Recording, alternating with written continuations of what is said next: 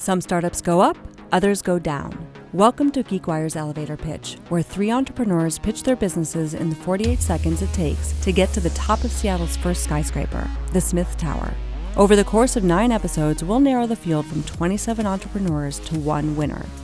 In this episode of Elevator Pitch, presented by Smartsheet, we'll hear from 3 startup founders as they pitch their emerging businesses to our panel of leading investors and entrepreneurs. Stephen Branstetter, an angel investor and vice president at Smartsheet. He caught the entrepreneurial bug in college and sold his first startup to Active Network. Heather Redman, power broker and former Getty Images executive, who cuts deals as the managing director of venture capital firm Flying Fish Partners. Richard Tait, the motorcycle-riding Scotsman and mastermind behind the hit board game Cranium, who now stirs up new ideas inside Starbucks. The clock is ticking. Jump on board and ride with us on the elevator pitch and find out which entrepreneur has what it takes to make it to the top. Hi, my name is Deep, and I'm the founder and CEO of an ad tech startup, Advangelists. Welcome to Smith Tower. In 2014, I got introduced to the world of digital advertising, and very quickly I realized that this industry is very fragmented and has grown way too fast. There had to be a better way for advertisers. Advangelists was born.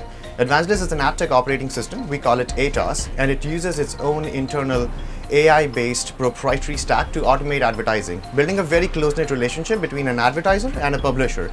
It provides transparent insights into how a brand spends its money and does so fully automated. The result is simple: 20 to 30% cost savings in human capital and an additional 20 to 30% cost savings in tech and licensing fees.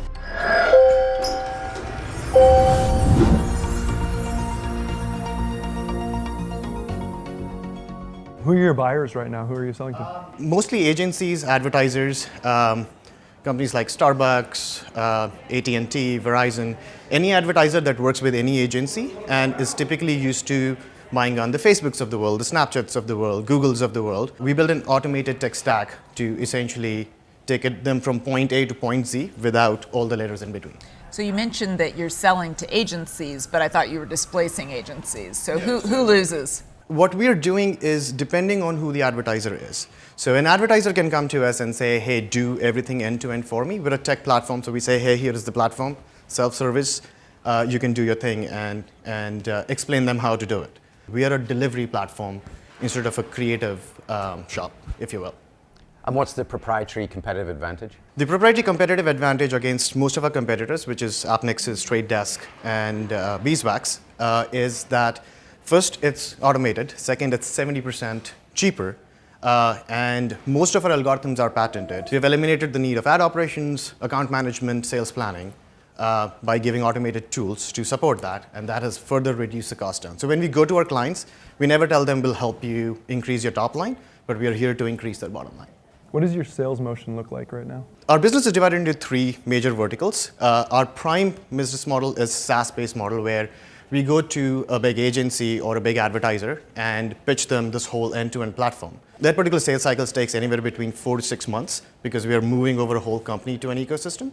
Our other 2 business models where we just go to an agency and they are executing their advertising strategies on our version of the platform, the typical sales cycle there is anywhere between 1 to 2 weeks. And what type of price point? It's a dynamic price point.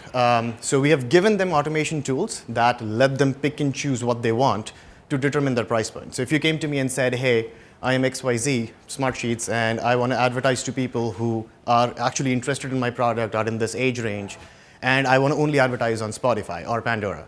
So they can quickly, dynamically see what the price point be, even before starting on their advertising strategies and get that price point. So price can range from 7 cents to get in front of a user to $40. What keeps you up at night? Like, what's the vulnerability that you're focused on?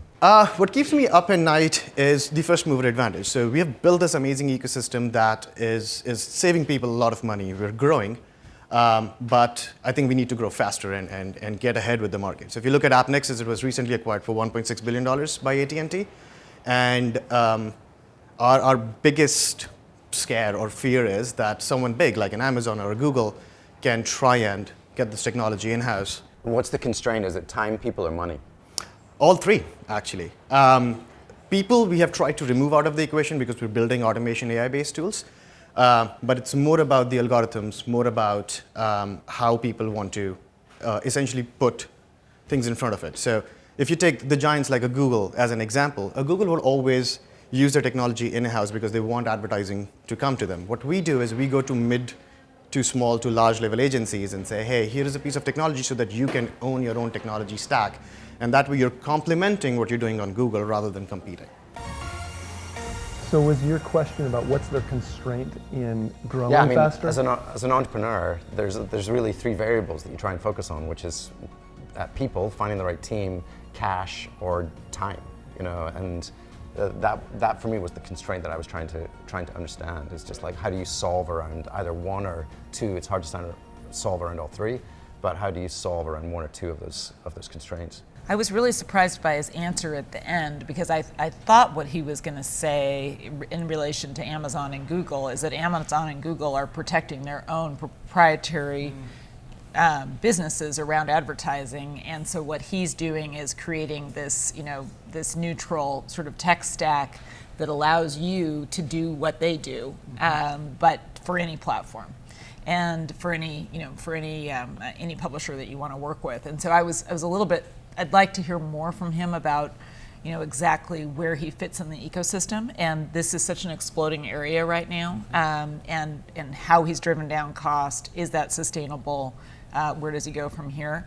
But the growth that he's had in terms of revenue, if that is truly his, not the ads that he's placing, but instead his actual technology-based revenue, and the quickness of that growth cycle is really quite impressive. So super impressive. I mean, yeah. If you look at the revenue per employee that he has and the gross profit margins that they've established, I mean, if they can scale that business, it's a huge opportunity. Great business. He's selling to people who have budgets, who have money, and clearly it sounds like at least he's found a niche. Yeah, no, very interesting. To compete on lowering costs, I mean, that is a battle. You need a core competitive advantage. You can't just compete on lower prices. That gets really, really hard. Well, and because it's AI enabled, it sounds like he's gaining efficiencies and has ability to continue to drive down cost. So it'll be interesting to hear more about the business. I'd definitely like to see them pitch to us. Yeah, great. I'm Laura Clise, founder and CEO of Intentionalist. Welcome to Smith Darwin. People care about their communities and want to spend to support them. On Small Business Saturday in 2017, consumers spent $12.9 billion. But what if Small Business Saturday is thinking too small? Last year, for Black History Month, my wife and I dined out at Black-owned businesses throughout Seattle. But this led to hours of research, and I knew there had to be a better way. Intentionalist is an online platform that closes the gap between local businesses and the people who care about them. We make it easy for you to find and support the small businesses that keep our communities vibrant and diverse. It all starts with everyday decisions about where we eat, drink, and shop.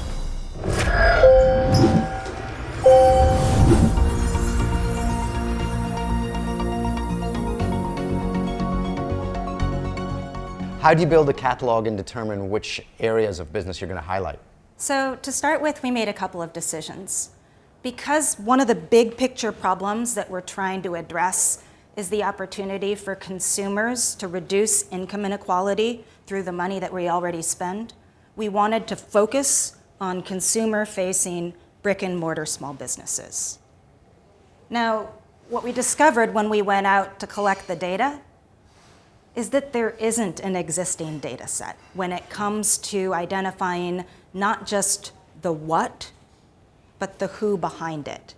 And so what we've been putting together is the largest integrated aggregate resource for consumer-facing brick-and-mortar, women-owned businesses, minority-owned businesses, veteran-owned businesses, LGBT-owned businesses, family-owned businesses, and disability-owned businesses. And across which categories? Are you looking at dining? Are you looking at... So, dining, coffee shops, gyms. If it's a place that you or I would go and make a purchase as a consumer, and it has a brick and mortar presence, then it's potentially on the list. How many businesses do you have in the catalog today? We have 900 so far. We incorporated last December and literally started by hitting the pavement. I guess pounding it both in reality as well as virtually.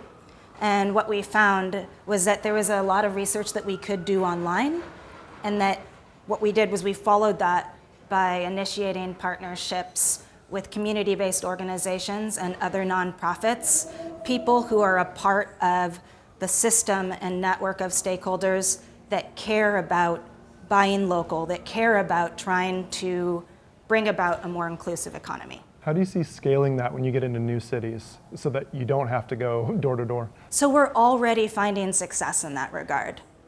What we had a hunch about was that initially we needed to get a core number of businesses onto the platform so that it would be relevant and useful for more than just, a one and done kind of experience. What we've already started to see is that on the one hand, users themselves are suggesting businesses. Everybody from somebody like yourself could suggest your favorite local dry cleaner. In addition to that, business owners are nominating themselves and populating our platform with information. And then the third source that we're finding are community-based nonprofit organizations and also the nonprofit consumer development financial institutions who are providing technical and financial assistance, but are thrilled that a prospective partner has come on the scene to help those businesses when it comes to marketing and communications. So what's the business model? Because I see in a Yelp type experience, there are advertisers who pay to be at the top of a search, but I would think that sort of competes with exactly what you're trying to accomplish. With our mission. With your mission. So I would say that the biggest differentiator between Intentionalist and really any of the big players out there is trust. And what we're finding is that small businesses are willing to spend in support of marketing and communications, but there's a real trust deficit because these small businesses are being barraged on the daily by folks who kind of seem like they just want to make a buck off their backs. By starting not with a sales pitch to them, but by learning about who they are, why they are, what their pain points are, we've been able to establish a basic level of trust that makes us a preferred partner when it comes to telling their story. So how do you make money? Ultimately, we're going to make money through the value that we create for these small businesses. What we're finding are a couple of exciting things.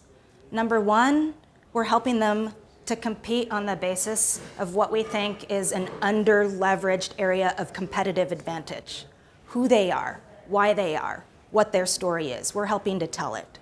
And then secondly, what we're in the process of validating from a more data-intensive perspective is that our users aren't just people who are looking for a cup of coffee. They're both looking for a cup of coffee and looking for a way to strengthen their community. They're interested in the who behind the what. And what that means is that they're a stickier consumer. And small businesses are willing to pay for that. So I totally get the mission, but I wasn't hearing an understanding of how they could support that with any type of revenue model. Yeah, and I think what she's planning on, reading between the lines, is some sort of a listing fee. Once you aggregate enough consumers who care about this issue and want to have a catalog to shop from, then you could probably charge with that trust element that she's saying, some sort of a listing fee without, sort of violating your basic premise of bubbling people up to the top who are paying more, which of course is the model that we've all seen and had tension with Yelp and TripAdvisor and all the rest of them. Do I need another search engine in my life? I totally applaud the mission, and I actually want that perspective as I look for businesses to conduct commerce with. But do I not trust Google? Do I not trust TripAdvisor? It feels like a feature to be added to a Yelp. Right, completely. I think we've seen vegan friendly, family friendly. We've seen all of these new attributes be added on to various search and catalog entries, and I think this will be the next thing. Yeah, I totally applaud the mission. I'm just not. I wasn't convinced as a standalone business. And also, in terms of building out that catalog with only 900 businesses, if I go to the search engine and I don't find what I'm looking for, do I build that trust? Yeah, no, and I think there have got to be some better answers to the scalability issue of building the catalog. Crowdsourcing or whatever has to be possible. My name is Jonathan Kumar. I'm here with Samaritan. Welcome to Smith Tower. Homelessness is one of the greatest issues of our time. Cities, business owners, and healthcare systems are spending hundreds of millions of dollars per year combating it and are losing. Samaritan provides hardware, software, and data to these groups to help them better understand, reduce, and ultimately prevent situations of homelessness. The model creates an incredible platform for people without shelter to leave the streets, saving cities tens of thousands of dollars per person per year helped. Samaritan is a double bottom line investment with its first $100K in revenue, now taking up to $1 million in convertible notes with half of it already raised.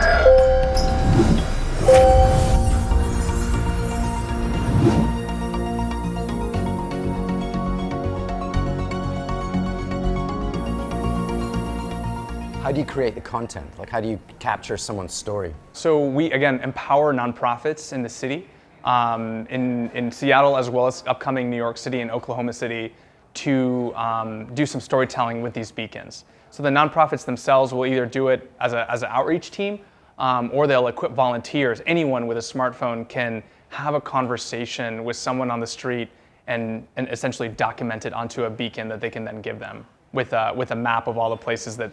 Oh, I forgot to mention this. The beacon holder has two ways of using the money, using the capital. First, they can meet with a counselor and allocate the money towards things like a Greyhound ticket, like a first month's rent check. They can use it for Amazon purchases, for cell phones, to pay off latent bills. And here in Seattle, we actually have partnered with a couple businesses to accept this as a form of payment directly. So you can go straight into a grocery outlet or a Army Navy surplus or a Goodwill and spend the money like regular currency. How are you measuring success? We look at obviously the volume of capital that's going to people that have absolutely nothing. So we're measuring what's the average income per active beacon holder, and how does that tie to the percentage of our beacon holders that are now meeting monthly with our web of care. So what's our retention rate, basically? So that's our most direct KPI. And then we have seen that a conversion of the beacon holders who are meeting monthly with with counselors or even with everyday Samaritans now, there is a percentage of those who report back to us that they've either found housing, employment, access to recovery, access to educational opportunities. So those would be our top KPIs. So talk a little bit about, you really have two sets of customers. You have the service providers who are dealing with the issue of homelessness today, and then you have the people experiencing homelessness. Talk about what the customer pain point is in each of those cases and how you're directly addressing it. Yeah, I mean, homelessness is such a tough nut to crack. This is an incredibly complex issue. So Samaritan actually has, we consider it a customer, obviously the organization that's paying us money, and then three stakeholders underneath. So our customer is coming back to either it could be a healthcare system that's paying for uninsured ambulance usages, emergency rooms, just hospital beds. It could be a group of business owners who are experiencing the social cost of homelessness. It could be the city itself or an urban foundation. Cities are often paying for incarceration, for public shelter beds, for case management. It's about $40,000 to $60,000 per person per year just to leave them on the streets. So that's our customer. Now our stakeholders, we have three different types of stakeholders. We got the nonprofit that's using the technology to accomplish their mission. We've got the person on the street themselves, obviously, and then we've got the everyday city-goer with the app. So obviously a lot of different moving pieces that all need to have unique value propositions, and we think we're, in the last year and a half of piloting, learning exactly how to make those 3 or 4 different entities work together. So what type of analytics have you been able to provide back to your customer? Yeah, that's a great question. So the data aspect is something that we're really excited about. Not only is this a great way to collect data and store it and represent it, we're actually creating new data. We're putting beacons into the hands of individuals who need the financial capital, they need the relational guidance. And every month through those life care visits, we're generating real-time data on how that individual is progressing or regressing from permanent housing. We're actually able to, we'll eventually be able to see, let's say the city has invested in 10 different homeless initiatives. If beacon holders are meeting with each of those 10 different initiatives, we can show based on the beacon holders' performance, which of those 10 initiatives are doing the best job, which of them are showing the greatest trend delta in terms of the beacon holders they're working with. So it can even show a city or a funder their ROI on their other homeless investments as well. What's the game changer here? Because this situation that we've got right now of funding being provided either wittingly or unwittingly, emergency rooms are sort of unwittingly providing funding. People who are trying to run businesses with a lot of homeless, causing a lot of trash around their facility are unwittingly funding something, but then obviously we as taxpayers and everything else are funding a lot of programs that are trying to address homelessness. A lot of the criticism today is that is just a maintenance of a homelessness sort of industrial complex, and that you're not actually getting people into homes and repairing whatever aspects of their lives have led to the problem that exists. So how are you guys not just another technologically enabled way of that sort of continuing? How do you really move the needle? Yeah, that's a great question. So ultimately we're not building low-income housing. I don't have a hammer and a nail. I'm not building apartments. I'm not building housing outside of the city. I think the game changer here is relationships. I have found through the last year and a half, 2 years, that homelessness is often caused through relational breakdown. And if that's the cause, we think that's part of the route back. So while someone is waiting for 2 years or 3 years or more on those waiting lists, while policy is working to provide equitable housing solutions, we need to stay in touch with these individuals so that when their name is called, finally called, we know them, we're friends with them, we're walking with them, we can call them, we can text them, we can email them and say, your name is next up. How are you doing? So I think the game changer here for the beacon holder, for the person on the street is hope, is relationship, is a social home, if not a physical home at that moment. Super smart, thoughtful, but I'm reminded of what a complex issue this is. Really hard problem to solve. Really hard. Innovative approach. Yeah. Yeah, I have been in contact with that entrepreneur a bit, Jonathan, and I think it is a really interesting approach. That some of the things that didn't come out as well here are the ideas of being able to link specific donations to specific services. So it's almost like a GoFundMe that is sort of continuing on the street, and that may be more of a especially paired with counseling, more of an appeal and more of a way to move the needle if you're, actually trying to get someone, hey, I need a car in order to get my job back.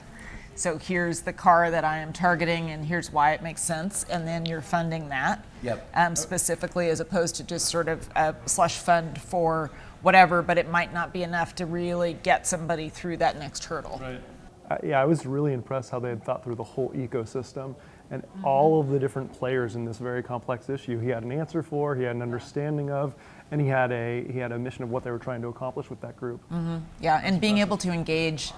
I'm not sure that I agree with who the customer truly is, but I think being able to engage with all of the people that are bearing the externalities of the problem, and being able to motivate them to get people enrolled in the program and get them started on some sort of path to some more stable situation. I think that was interesting. Finding the buyer, though, that was impressive. That I think it would have been easy here to say we have a great technology, but not to find a buyer for it. Right. So just that they've made that step. Yeah. I love what you're talking about, though. I had the fortune to spend some time at Mary's place, and when you hear the stories of these families who, through no fault of their own, within 3 situations have happened to them, and all of a sudden, boom, they find themselves homeless. But if there was an opportunity for me to learn about that story and be more deliberate about my giving, then I would be much more eager to become involved. So I think there's a big opportunity in finding those narratives and matching them with compassion. Yeah, and narrative is a great approach, but it's also saying there is this actual specific thing that I need. I mean, I have often, with homeless people experiencing homelessness, I have often, if approached by one of them saying, hey, I need this specific thing, will you buy it for me? I've been excited to do that. Right. So but that's a hard interaction to do at scale. And he's kind of solving that problem. And it's specifically very interesting right now with some elements in the news where GoFundMe accounts have been used in the wrong way. Oh my gosh, and yes. now this is a direct approach. Yeah. It's really interesting. Well, great job, all of you. This was really a compelling group of founders. Our first comment was you are all so strong and so bright and so deep in your subject matter, which is really great to see. So I get to give Jonathan a little bit of feedback. We thought that the story was very compelling. I liked your sort of origin story behind it and sort of how you rolled out this business and how you're thinking about the complexity of the ecosystem that you're working in. We still have some skepticism about, how do you really move the needle?